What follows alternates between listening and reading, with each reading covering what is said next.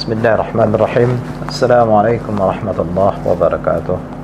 Alhamdulillah, salatan wassalaman ala rasulillah wa ala alihi wa sahbihi wa mawalah. La hawla wa la quwata illa billah. Mengabdikan diri sebagai pegawai negeri sipil di jajaran Kementerian Agama, kita memperoleh kesempatan untuk menempa diri lebih maju lagi dengan penjenjangan karir yang ditata sedemikian rupa. Ada yang merupakan jenjang struktur dan ada pula jenjang fungsional. Saat ini saya berada pada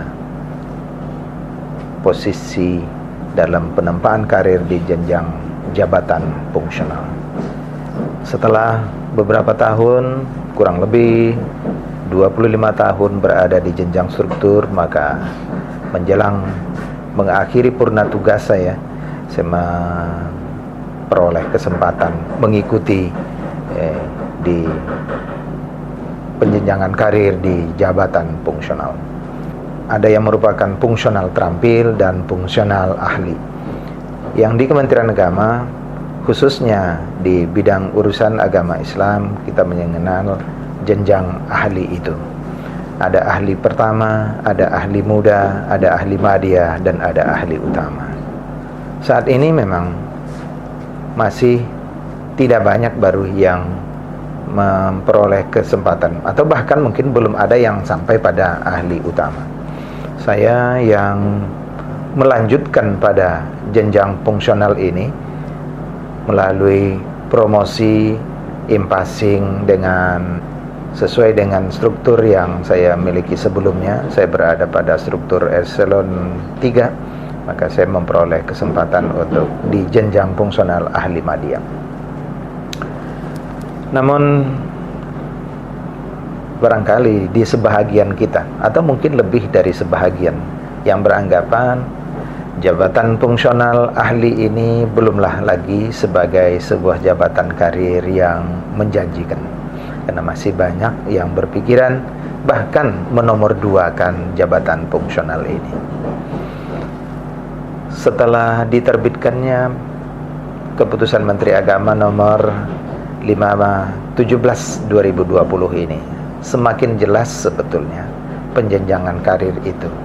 Di dalam keputusan Menteri Agama 517/2020 itu diatur pedoman hubungan kerja dan koordinasi pejabat tinggi, pratama, dan para fungsional. Jadi tidaklah sampai kita berkecil hati lagi. Sedianya jika ini dipahami dengan baik, jika ini dimaknai dan ditindaklanjuti pula dengan sikap yang benar-benar menunjukkan bahwa kita adalah aparatur sipil negara, pegawai negeri sipil yang memiliki sikap profesionalitas yang tinggi. Saya dengan keahlian madya tentu pada tataran ini dituntut untuk lebih banyak ide-ide, menghasilkan pemikiran-pemikiran untuk memajukan layanan fungsional ini. Khususnya yang kita bicarakan pada saat ini adalah fungsional yang ada di jajaran Bimas Islam. Saya penghulu dengan jabatan fungsional ahli madya. Keputusan Menteri Agama 517 itu bahwa ahli madya tentu dituntut berpikir lebih cerdas lagi, karena ahli madya masa kerjanya pun jauh lebih panjang dari para pejabat struktural. Seorang ahli madya memperoleh kesempatan mengabdikan diri sebagai PNS di lingkup di mana dia berada sampai pada batas usia 60 tahun. Maka dengan bertambahnya usia 2 tahun, batas usia maksimal seorang PNS hanya 58 tahun, ditambah 2 tahun, atau bahkan ketika mampu menembus sampai pada ahli utama, dia bisa ditambah 5 tahun lagi. Berarti 7 tahun penambahan usia itu diharapkan seorang ahli mampu berpikir lebih luas lagi, memang menjadi mitra dari pejabat struktur, dan tidak ada lagi alasan kita untuk berkecil hati bahwa jabatan fungsional itu bukan merupakan yang menjanjikan. Jabatan fungsional adalah jabatan karir yang memiliki masa depan yang cerah.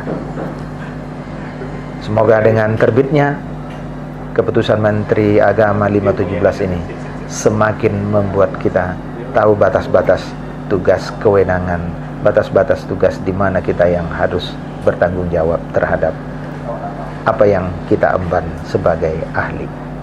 Barangkali itu, mari kita sikapi keputusan Menteri Agama 517 ini dengan sebuah semangat profesional yang tinggi, kinerja yang baik, tentu akan menghasilkan output, akan menghasilkan produk-produk kerja yang lebih sempurna.